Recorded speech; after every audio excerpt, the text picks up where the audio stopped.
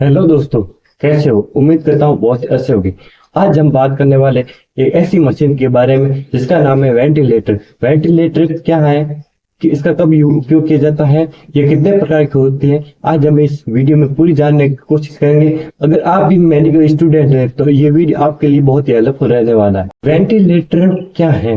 Ventilator एक life support machine है जो मरीज को सांस लेने में मदद करती है। जब यह खुद पर्याप्त सांस नहीं ले पा रहा हो, यह मशीन फेफड़ों में ऑक्सीजन पहुंचाती है और कार्बन डाइऑक्साइड बाहर निकालती है। इसे आमतौर पर इंटेंसिव केयर यूनिट, जिसका नाम होता है आईसीयू, ऑपरेशन थिएटर जिसे कहा जाता है ओटी, और इमरजेंसी वार्ड में इसका इस्तेमाल किया जाता है। वेंटिलेटर कैसे काम करता है? वेंटिलेटर को मरीज से ट्यूब, एंडोट्रैक्सियल ट्यूब के जरिए जोड़ा जाता है।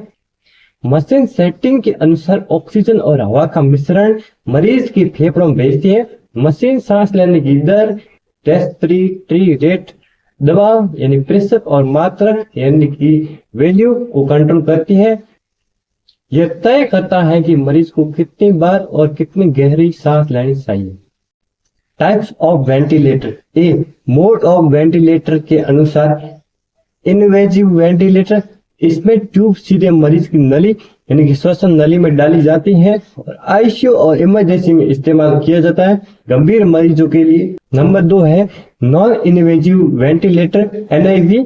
इसमें ट्यूब नहीं डाली जाती है बल्कि मास्क, फेस मास्क या नेचुरल मास्क लगाया जाता है हल्के से मध्यम मरीजों के लिए। सीपीएपी और बीआईपीएपी मशीन इसी के उदाहरण हैं। B types. मशीन के प्रकार के अनुसार वॉल्यूम कंट्रोल वेंटिलेटर, इसमें एक निश्चित मात्रा में वॉल्यूम में हवा फेफड़ों तक पहुंचती है। और प्रेशर कंट्रोल वेंटिलेटर, इसमें मशीन निश्चित दबाव प्रेशर पर हवा देती है। टाइम कंट्रोल वेंटिलेटर, इसमें तय समय अंतराल पर हवा दी जाती है। CPAP, continuous positive airway pressure, लगातार दबाव के साथ ऑक्सीजन देता है। BiPAP, bi level positive airway pressure, सांस अंदर लेने और छोड़ने दोनों में दबाव देता है। बात करते हैं वेंटिलेटर के उपयोग, यूजेस ऑफ वेंटिलेटर। आईसीयू में गंभीर मरीजों के लिए ऑपरेशन के दौरान, कोविड-19 जैसे संक्रमण में, सांस की गंभीर बीमारियों में, प्री मैच्योर बेबी जिसको एनआईसीयू में रखा जाए। वेंटिलेटर के खतरे और सावधानियां। लंबे समय तक वेंटिलेटर पर रहने से संक्रमण वीएपी हो सकता है। वीएपी क्या होता है?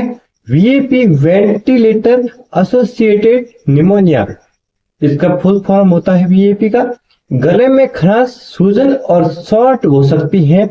फेफड़ों को नुकसान हो सकता है अगर दबाव ज्यादा हो। मरीज को धीरे धीरे वेंटिलेटर से हटाना पड़ता है, जिसे विगिनिंग प्रोसेस कहते हैं।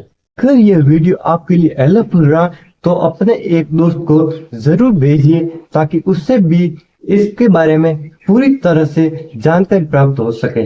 धन्यवाद।